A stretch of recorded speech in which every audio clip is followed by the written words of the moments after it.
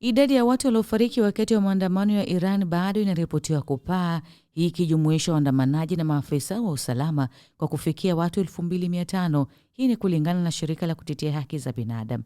Shirika la HRANA lenye makao yake nchini Marekani linasema asubuhi ya leo limethibitisha vifo vya watu 2571.